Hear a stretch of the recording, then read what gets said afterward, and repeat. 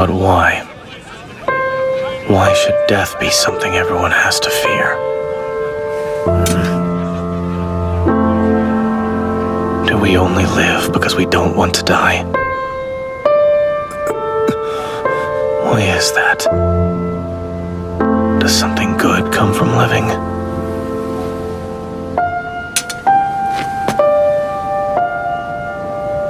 It hasn't for me.